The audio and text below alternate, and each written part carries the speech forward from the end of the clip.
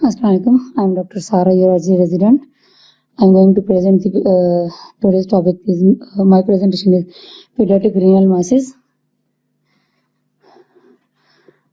So, pediatric renal masses are divided into malignant renal masses and benign renal masses. In malignant renal masses, that account for 7% of the all renal masses. Number one is the nephroblastoma, that is also known as Wilms tumor, and that is most common tumor of the that is most common tumor and is account for about 95% of the renal masses. Number second is clear cell sarcoma, that is account for 2 to 5%. Number third is malignant rhabdoid tumor of the kidney, that account for less than 2%. Number 4 is congenital mesoblasthic nephroma, and number 5 is renal cell carcinoma. Number 6 is primitive neuroectodermal tumor. Number 7 is renal lymphoma. And on other hand, benign renal masses, that is nephroblastoma, metanephric adenoma, multilocular cyst nephroma, multicystic dysplastic kidney disease, and grossly hydronephrotic kidney, nephrotic palpable kidney, angiomyolipoma. Now coming to the clinical presentation of the renal masses, in more than 90% of the patients, they present with painless abdominal mass that is incidentally found by their parents or by the physician or the surgeon, and they may present with abdominal pain, hematuria, constipation, fever, weight loss of appetite, and they may present with acute abdomen when the tumor ruptures and hemorrhage occur in the peritoneal cavity, and they may present with hypertension when the tumor secrete the renin levels, so they may present with hypertension, and they also may present with varicocele, hepatomegaly, ascites, and congestive heart failure. As in renal masses, Wilms tumor is the most common tumor, so I will start from the Wilms tumor. As I already told that it accounts for the 95% of the childhood renal malignant cancers, and it developed from the remnant of the immature kidney, and 12% of the patient develop multifocal tumor within one kidney, and 5% may present with synchronous or metachronous or bilateral occurrence, and that is associated with familial Wilms tumors, and in bilaterality and multifocality, these patients present at early age. There is a lower incidence in East Asian population and higher incidence of Wilms tumor in Black population. 10% of the tumors have congenital syndromic association. Now coming to the etiology and genetics of the Wilms tumor, as there is a mutation or deletion of one or multiple tumor suppressor genes that leads to Wilms tumor, like in Wilms tumor 1 gene, WT1 gene, that is tumor suppressor gene, and it is located at the short arm of the chromosome number 11 and region 1 and band 13, and as WT1 gene is responsible for normal development of the kidney and gonadal development, so mutation in this gene leads to Wilms tumor, and also these patients present with some syndromes. Wilms tumor 2. That Wilms tumor 2 is the mutation in the gene that is located also on the 11 short arm of the 11 chromosome, region 1 band 5, and it also leads to Wilms tumor in the children. Number third is WTX WTX gene.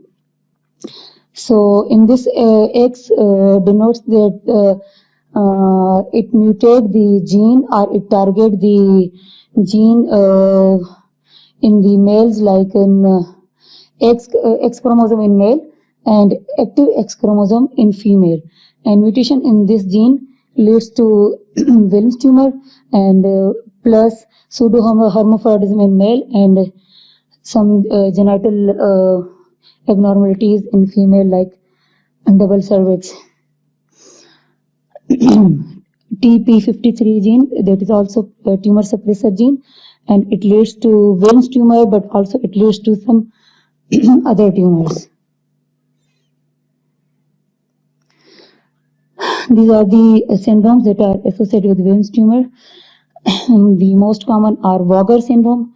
Vogger means Wilms tumor, aniridia, genital anomalies, and mental retardation. Ladies-Dress syndrome, Beck-Whitman syndrome, and familial Wilms tumor. These are common syndromes. Other syndromes are Perlman syndrome, mosaic variegated aneuploidy, and Fanconi anemia, Simpson-Glaby-Behmel and Lee-Fraumeni syndrome, neurofibromatosis, Sotos, trisomy 18, and Bloom.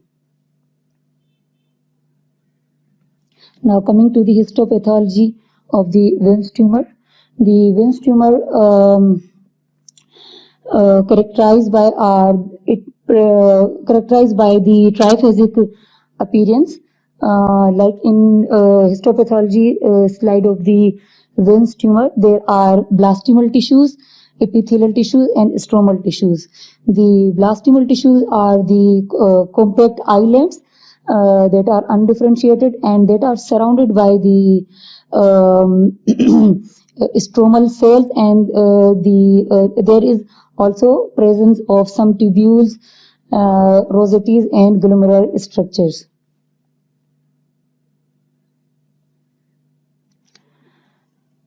Now, the histopathology of the Wilms tumor again divided into favorable histology, unfavorable or anaplastic histology, and nephrogenic rest. In favorable histology, that is account for 90% of the all renal tumors, and favorable histology means that when we treat the Wilms tumor, treat with the chemotherapy, it respond to the therapeutic agents. So it is called favorable histology, and it leads to good outcomes.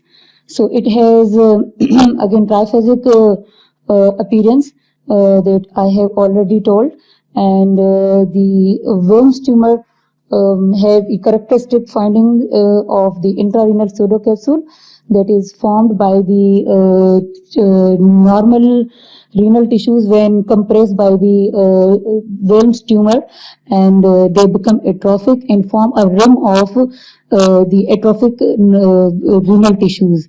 On histopathology, it is seen as pseudocapsule. So it is not a true capsule of the Wilms tumor, but these are the normal tissues of the kidney that are compressed around the tumor. Number 2 is the nephrogenic rest. Nephrogenic rest are normally the precursor lesion for the Wilms tumor. These are the blastomal tissues, and these are normally present in the gestational age of the child, but with time evolution occur in this, and this may regress. But when it persists, it may lead to Wilms tumor. So the nephrogenic rest has also two categories on the location of this, like nephrogenic rest present in the interlobar and perilobar region of the kidney. The perilobar nephrogenic rest are not always present, they usually regress. But when they persist, they most commonly lead to Wehn's tumor. But the interlobar nephrogenic race, they may not regress, and they present in the interlobar region, anywhere in the kidney within interlobar region, and they may present in the pelvic calyceal system. But their regression may not lead to the Wilms tumor formation. Number third is the anaplastic Wilms tumor. In this, the anaplasia is characterized by the presence of some abnormalities like enlargement of the nucleus, in which the nucleus is enlarged 3 times more than the adjacent normal cell, and hyperchromasia and abnormal mitotic figures.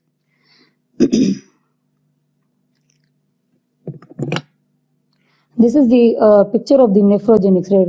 This is the perilobar nephrogenic race, and these other are the interlobar nephrogenic race.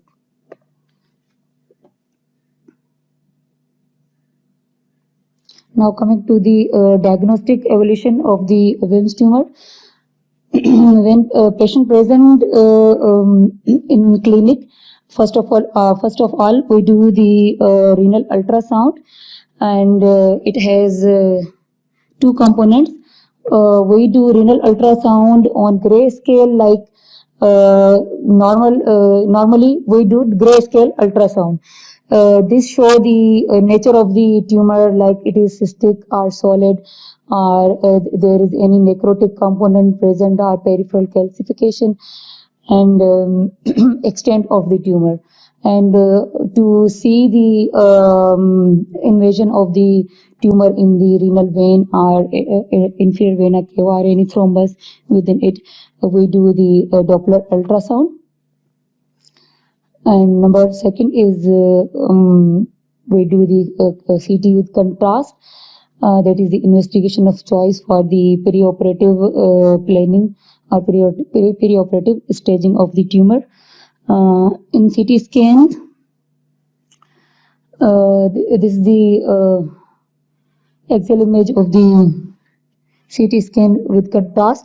It shows the heterogeneous mass on the right side of the kidney, that is heterogeneously enhancing tissue within the right kidney, and this is the rim around the Wilms tumor, and these are the normal renal parenchymal tissues. And it also shows there is the extension of the tumor within the renal vein and in the inferior vena cava. On the other side, the contralateral kidney is looking normal.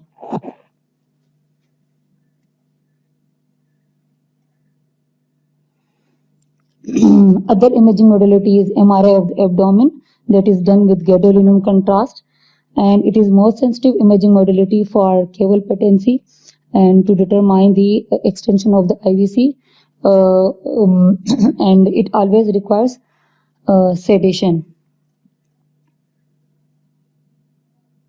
Now coming to the staging of the tumor, it has some groups for the staging, like COG group, that is Children's Oncology Group, that is practiced in the United States, and other group is SIOP group, that is practiced in the Europe.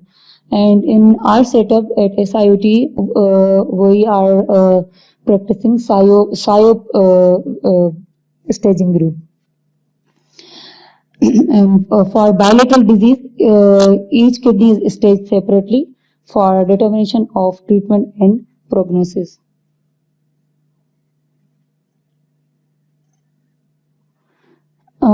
This is the staging system of the Children Oncology Group.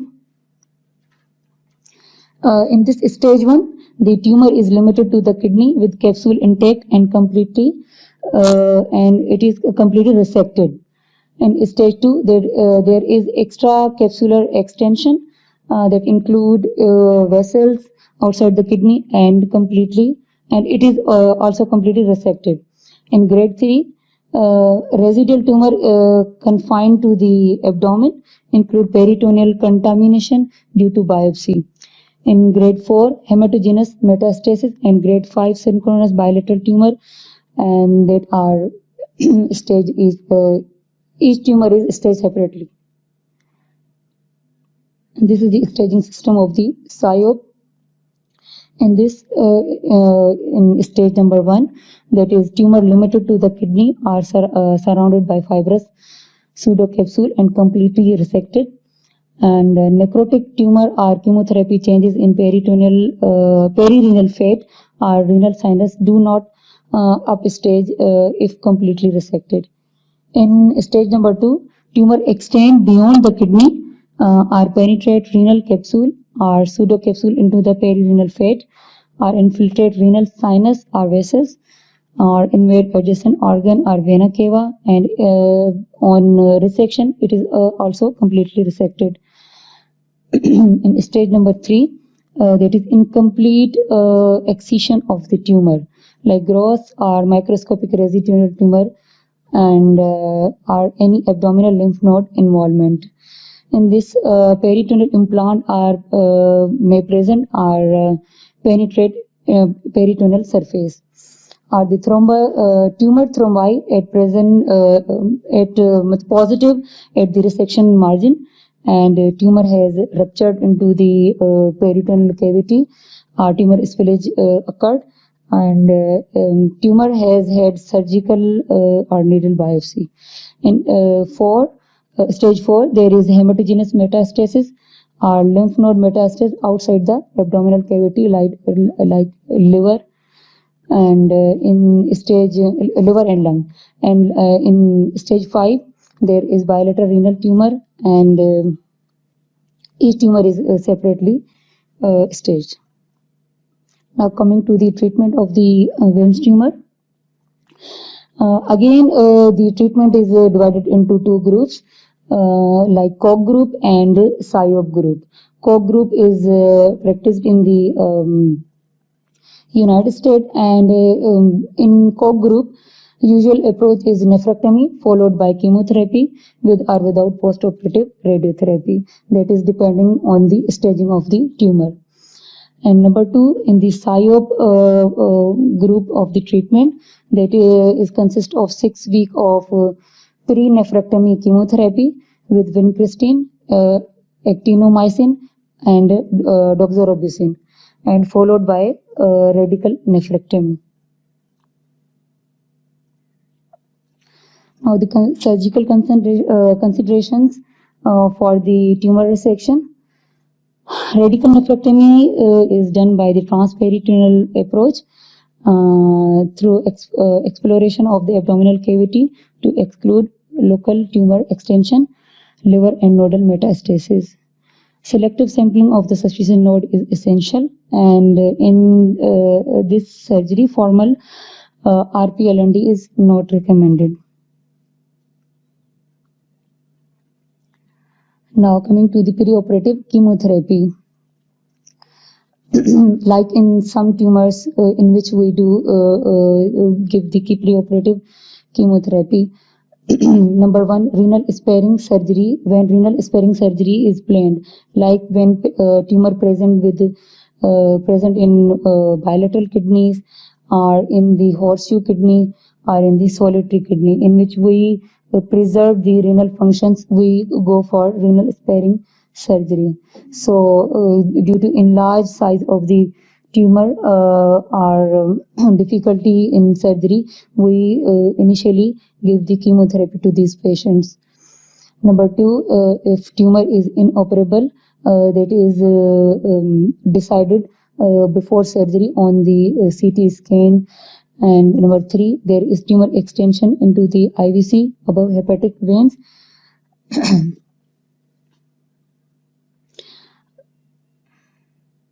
Majority of the tumors, when we do give the chemotherapy, their size reduce and it occurs in first 4 weeks of the chemotherapy. This is the picture of the CT abdomen showing that a picture of the chemotherapy and after chemotherapy. This is the size of the tumor before chemotherapy, and this is the size of the tumor after chemotherapy. And it is also showing the necrotic component, and it is clearly now seen as the tough fibrous capsule. Now coming to the other renal tumors. Clear cell sarcoma of the kidney that account for 3% of the renal tumors, and its name is because of its cytoplasm is clear of the predominant cell type, and it present as in the younger age at the diagnosis, and it has lower stage, and it is treated with the doxorubicin, and it has the absence of the tumor necrosis. In stage 1 tumor, it has a 98% of the survival rate, and increased rate of relapse, and require post-operative radiation. This tumor metastasized to brain and skeleton, and it has no bilateral involvement and no congenital anomalies.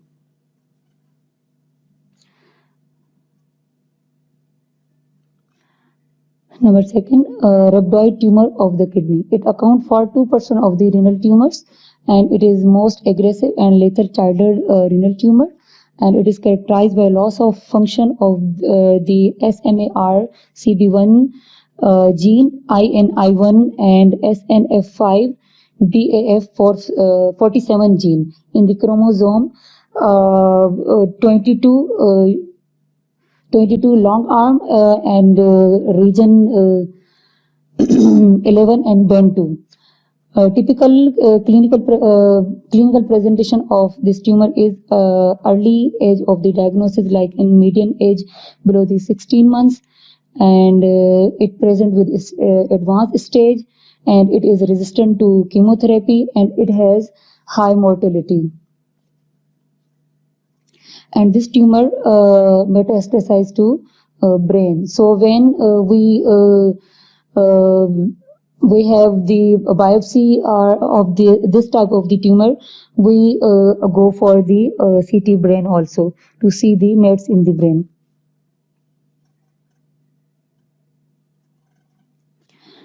Congenital mesoblasthic nephroma.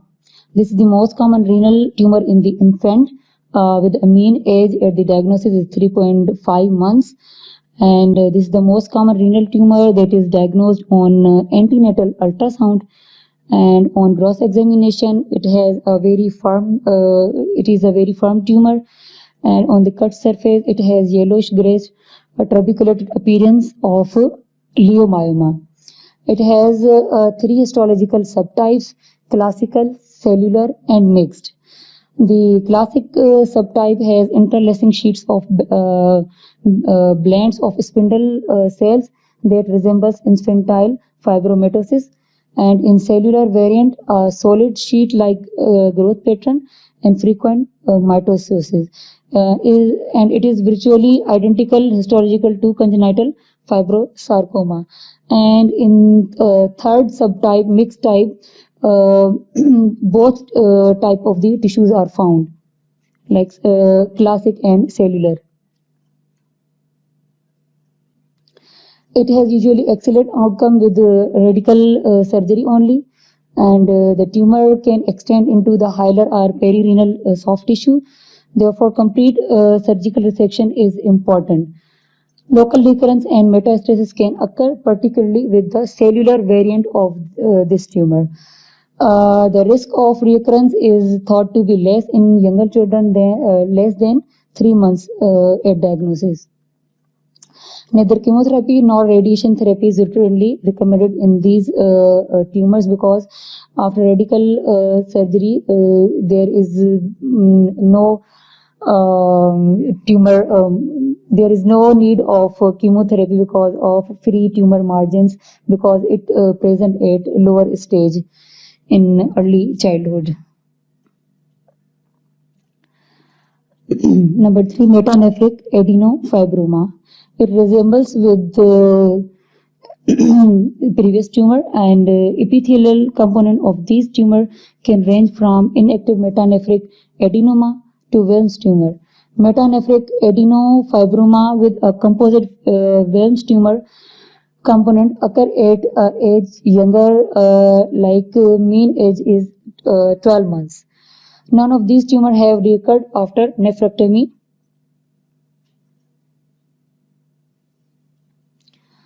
Now coming to the renal cell carcinoma, this tumor mostly found in the adults, but in childhood it is account for 5% of the renal cancers, and it present in the second decade of life, and it present with the abdominal mass and hematuria.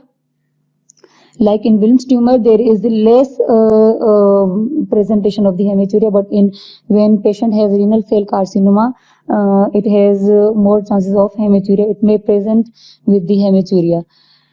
And on the imaging studies, it cannot differentiate RCC from the other solid tumors. And there is a higher incidence of papillary RCC in children. These tumors typically seen in adults. The mean age is presentation in childhood is 13 years, and it is highly lethal tumor, and on complete resection is the most important determinant of the outcome of RCC, and at younger age of the diagnosis, that is favorable for the curable disease, and in the regional lymph node involvement, that does not portend the same poor prognosis as in the adult RCC. And in the adult RCC, it is also non-responsive to chemo or radiation therapy.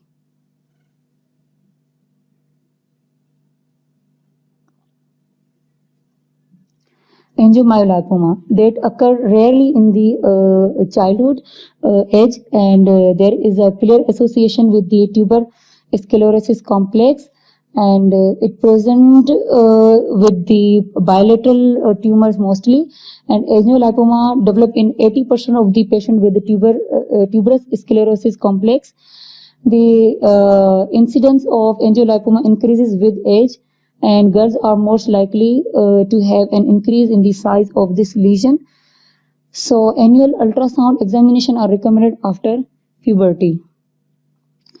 And children with the growing lesions of angiomyolipoma can be managed with embolization or partial nephrectomy before they become symptomatic with bleeding. The risk of serious bleeding appears to correlate with a diameter greater than 4 cm, and in some cases biopsy of the lesion may be need to confirm the diagnosis.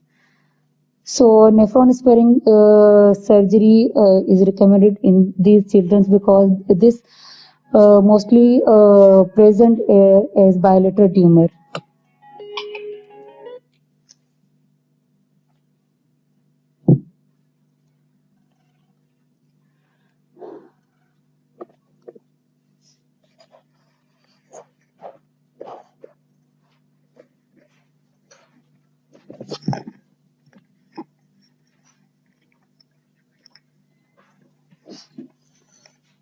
Thank you so much, Sarah. Very nice presentation. The topic was very vast, and there are multiple tumors that can present in childhood. So, as Sarah has already told us that 90% or 95% of the tumor are Wilms tumor, basically. So, our main focus was to understand the pathology, histopathology, and treatment of Wilms tumor. And then we gave some intro about the other tumors as well. And as far as Wilms tumor is concerned, the treatment modalities are different. We have just discussed two groups, but while there are third group as well that is being practiced in UK. And there is a controversy between Europe and United States of America for the pre-treatment chemotherapy as well as post-treatment chemotherapy. So Americans believe that upfront nephrectomy is more beneficial, while Europe thinks that pre-operative chemotherapy has more advantages. We are following in our pediatric department, we have concerned with them. They are following SIOP protocol with a little bit of modification. In actual SIOP protocol, they do not go for the perioperative biopsy. They just diagnose it on a radiological appearance of the tumor, and then they go for the chemotherapy. After chemotherapy, they again go for the staging of the tumor with radiology, and then they plan whether they are ready for the surgery or they want to give another session of the chemotherapy. But the third group that is being practiced in UK, they go with the biopsy first. With first initial CT scan, they go for the biopsy to confirm and assess the stage of the tumor, and then they go for the chemotherapy followed by the nephrectomy. While in children oncology group, as soon as the patient lands, they go for the CT scan stage according to it, and then they go for the radical nephrectomy, upfront nephrectomy that is called, and they reassess the specimen as well as the according to the operative findings, and then they plan whether the patient needs chemotherapy, radiation therapy, or whatever. Now, earlier there was a concept of favorable histology and unfavorable histology. So, is it still on, or there is a revision? Still on, because the favorable histology has good prognosis, while unfavorable histology that we have discussed in the presentation as well, it has poor prognosis. Right, because I think that was not mentioned rather briefly or in details in your presentation. It should be discussed because that is something which gives a different kind of a flavor to this topic of Wilms tumor. So whenever Wilms tumor come up, it's not at all simple as saying that we have to do surgery first or we have to do biopsy first. It is something to relate to histology, and that is something which makes it specific, peculiar. So may I know something about favorable histology, what it is? Mazhar? In favorable histology, the three components of the tissues must be present. There is blastema, nephrogenic, and stromal tissue. Then the chemotherapy is most sensitive to these in favorable histological pattern.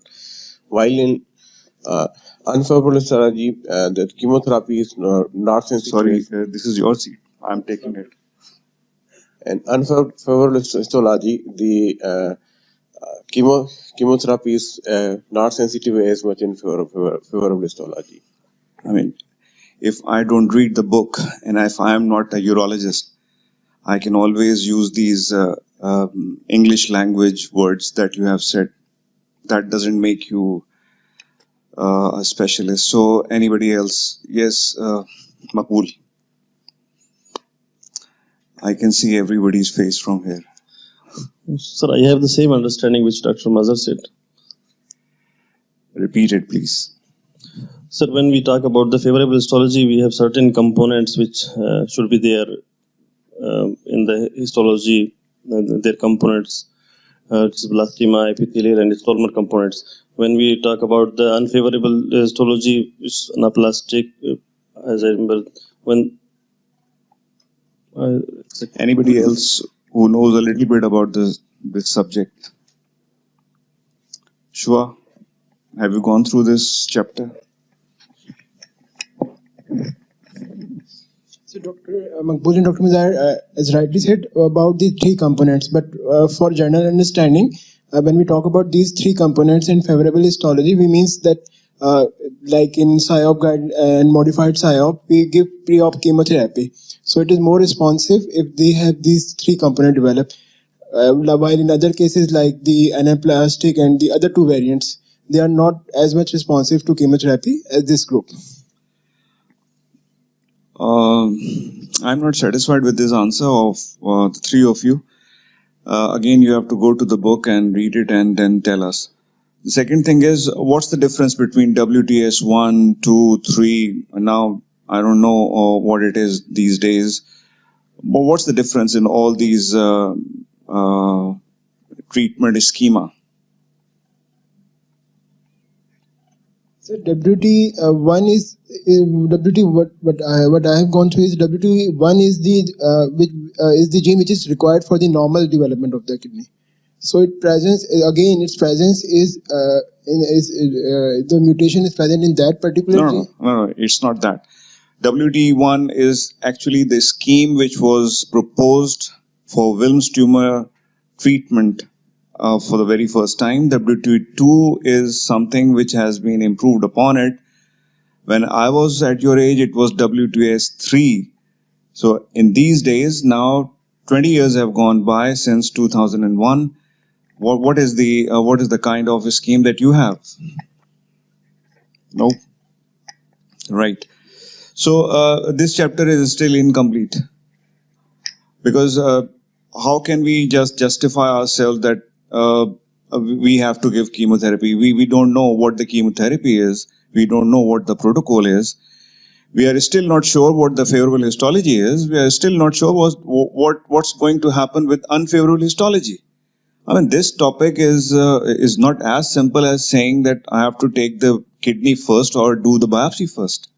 So please, for God's sake, we are all specialists in our own realm, but we have to justify it, right? It is not that simple. So please read the book, read the chapter. Otherwise, it's no point in giving a sermon from this podium to you and then you go out and have a cup of tea. Life is a little bit more serious. Thank you very much.